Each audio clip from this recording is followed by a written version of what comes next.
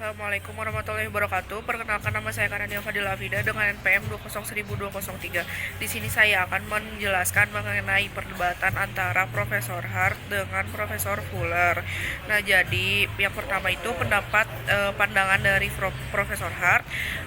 Profesor Hart menegaskan bahwa di antara hukum dengan moralitas adanya suatu hubungan yang perlu atau mutlak memiliki banyak ragam pemahaman yang penting, namun tidak semua hubungan itu terlihat dengan jelas.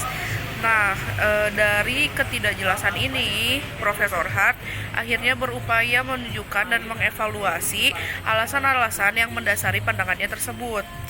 Jadi, menurut Profesor Hart, tidak satupun alasan yang diajukan untuk menunjukkan hubungan mutlak itu. Hubungan mutlak itu memadai meskipun ia mengakui beberapa segi dari argumen yang dikemukakan memiliki kebenaran sesuai dengan beberapa fakta yang dapat dijumpai dalam suatu sistem hukum. Profesor Hart juga mengakui bahwa hukum, keadilan, dan moral memiliki hubungan yang sangat dekat. Nah, bahkan salah satu aspek keadilan yaitu keadilan administratif, dan dalam hukum kodrat minimum, hukum dan moralitas berhubungan secara mutlak. Keadilan administratif yang dimaksud di sini ini tidak lain dengan keadilan dalam penerapan suatu hukum. Penerapan hukuman terhadap seseorang hanya didasarkan pada karakteristik yang disebutkan dalam hukum. Selain dalam administrasi hukum, Profesor Hart juga mengakui bahwa hubungan yang penting antara hukum dan moralitas dalam hukum kodrat minimum. Hukum kodrat minimum ini tidak lain pandangan Profesor Hart sendiri mengenai kodrat manusia yang berada dengan hukum kodrat klasik. Nah, menurutnya ini kodrat manusia yang paling besar adalah bertahan hidup, sebab dengan bertahan hidup manusia dapat memenuhi tujuan hidup lainnya. Untuk dapat bertahan hidup untuk dapat bertahan hidup, di samping itu memerlukan ketersediaan bahan seperti bahan konsumsi. Manusia juga memerlukan aturan yang dapat menjaga kehidupan bersama mereka. Nah, disinilah moralitas dan hukum bertemu. Kedua aturan ini meski berbeda sama-sama menuntut hal yang sama, yaitu terpeliharanya kehidupan bersama manusia. Namun hubungan mutlak antara hukum dan moralitas dalam hukum kodrat minimum ini menurutnya bukan kemutlakan yang logis, melainkan kemutlakan yang alamiah. Disebut mutlak alamiah itu karena kemutlakan hubungan itu didasarkan pada kondisi alamiah kehidupan manusia itu sendiri.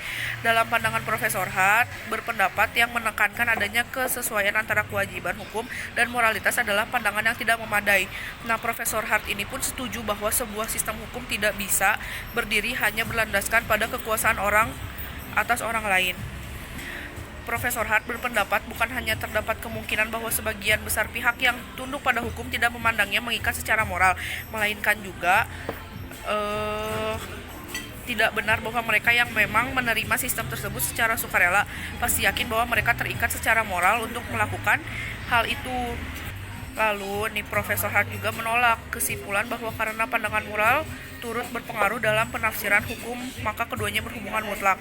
Nah, untuk sanggahan ini Profesor Hart mengajukan 3 alasan. Alasan yang pertama yang dikemukakan oleh Profesor Hart yaitu bahwa standar-standar yang menjadi acuan bagian hukum seharusnya kenyataannya tidak semua diikuti. Yang kedua, hukum seharusnya tidak mutlak mengacu pada sebuah moralitas. Nah, menurut Profesor Hart ini, kata harus merefleksikan adanya beberapa suatu standar, dan standar moral hanya salah satu dari beberapa standar tersebut. Dan yang terakhir, yang ketiga, itu pendapat mengenai kemutlakan hubungan hukum dan moralitas juga berisi usulan untuk memperluas arti hukum sehingga mencakup standar, prinsip-prinsip, dan kebijakan sosial yang juga menjadi pertimbangan hakim dalam memutuskan suatu perkara. Lalu selanjutnya ada perumpamaan lain dari Fuller bahwa pada saat itu ada seorang hakim yang mendapatkan suatu perkara mengenai suatu perdagangan.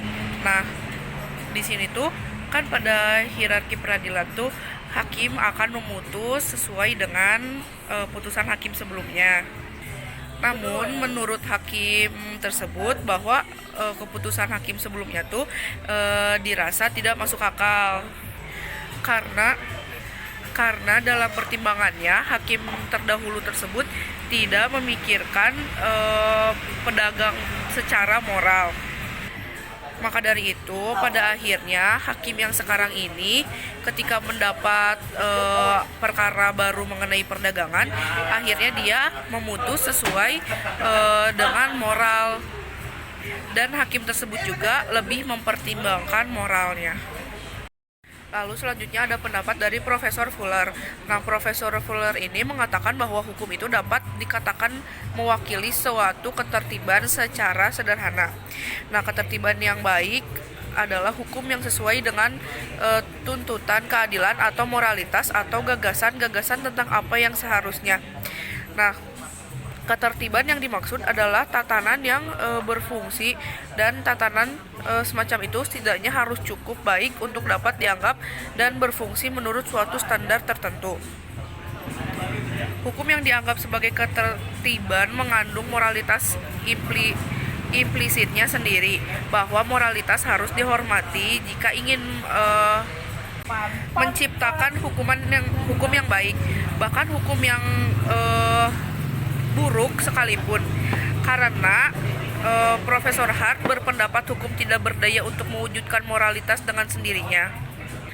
Lalu ada cerita mengenai seorang raja. Nah, seorang raja ini kan dianggap perintahnya adalah hukuman yang diketahui rakyatnya. Namun si raja ini tuh orang yang tidak bermoral dan perupa, sehingga ia menghargai ketidaktaatan.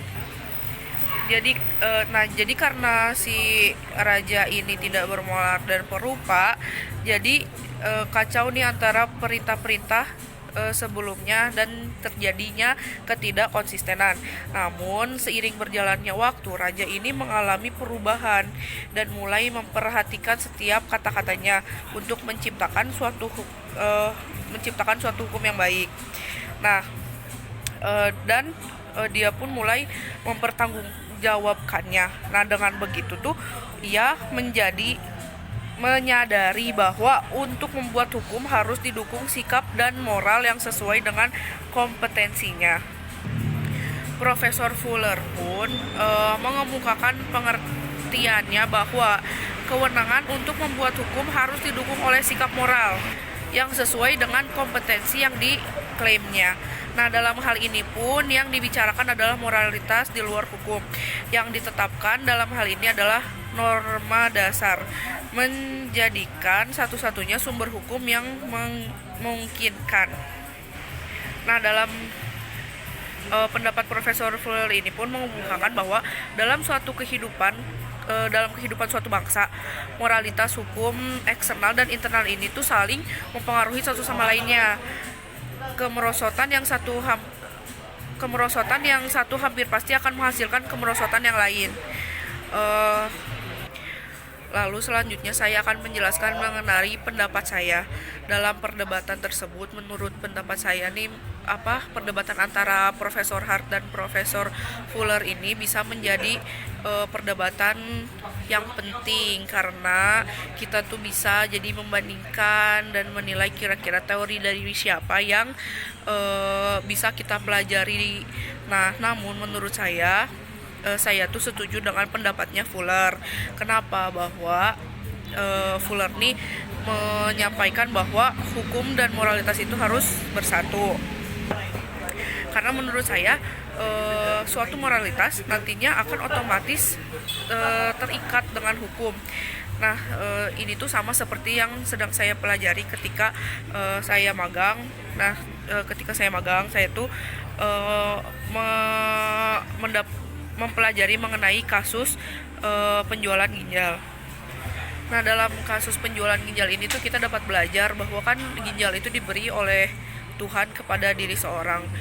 Sebenarnya seseorang pun ya terserah, bisa mereka berpikir bahwa ya ini ginjal saya, bisa saya jual sesuka hati saya gitu kan. Namun bukan tidak etis, gimana ya, kita sudah diberi ginjal oleh Tuhan, tapi kita tidak menghargai pemberian dari Tuhan tersebut, sehingga dibuatlah hukum mengenai dilarangnya penjualan organ. Nah, otomatis moral ini tuh nantinya akan terikat dengan hukum. Nah, jika moral tersebut tidak terikat dengan hukum, nantinya akan ya banyak orang yang memberikan bahwa ya sudah, ginjal saya ya mau saya jual, mau saya ambil juga boleh. Namun kan jika diikat dengan hukum, jadi mereka akan berpikir dua kali lah, karena mereka ini akan merasa takut jika mereka ingin menjual organ mereka seperti itu. Sekian dari saya, mohon maaf bila ada salah kata. Wassalamualaikum warahmatullahi wabarakatuh.